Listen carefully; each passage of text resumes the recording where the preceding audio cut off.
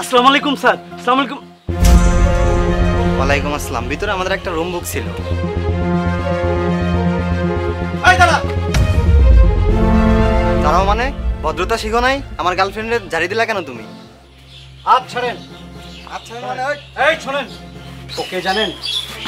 ওকে জিজ্ঞেস করেন। ওকে ওকে ওকে তুমি চিনো? না, আমি ওনাকে কিভাবে চিনব? এই, আপনি আমার নাম ধরে ডাকছেন কেন? হ্যাঁ? তুই আমারে চিনিস না?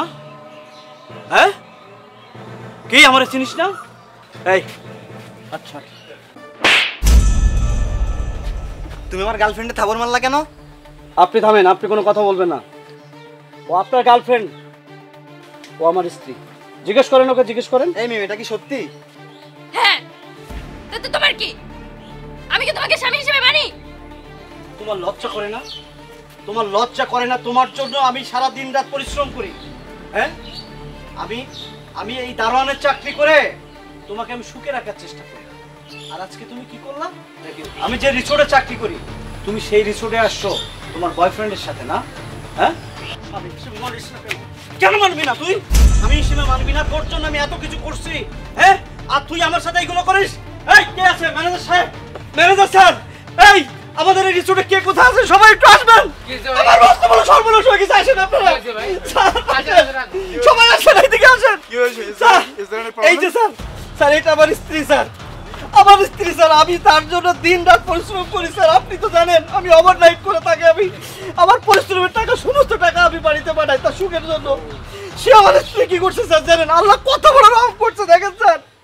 আজকে আমি যে রিসোর্টে চাকরি করি দারোয়ানের, সেই রিসোর্টে এই যে স্যার দেখেন, এই যে তার বয়ফ্রেন্ড, তাকে নিয়ে সে রুম বুকিং দিয়েছে। আল্লাহ রহমত যে আমি আজকে ধরতে পেরেছি। আপনারা বলেন স্যার, এই মেয়ের সাথে কি কখনো ঘর করা যায়? এই স্ত্রীর সাথে কি ঘর করা যায়? আপনারা বলেন।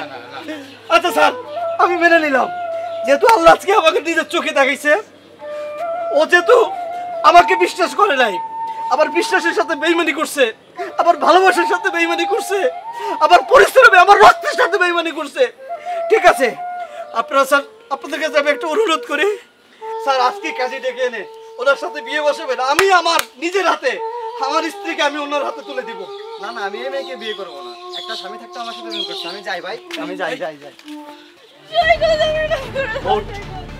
শোন, তোদের মতো অনেক স্ত্রী আছে এইভাবে স্বামীদের সাথে প্রতারণা করে, তাদের বিশ্বাস নিয়ে খেলা করে।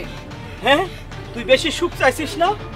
তোর সুখ তো বেশি দরকার, অথচ আমি তো আমার জীবনের কোনো কিছু ভাবি নাই। আমি আমার সমস্ত পরিশ্রমগুলো তোর জন্য করছি, যাতে তুই ভালো থাকিস। তুই আবার বিশ্বাসের সাথে বেইমানি করছিস। হ্যাঁ, আর তোর মতো মেয়ের সাথে যদি আমি সংসার করি না, আমার পুরুষত্বে আঘাত লাগবে, সমস্ত পুরুষ জাতি অপমানিত হবে।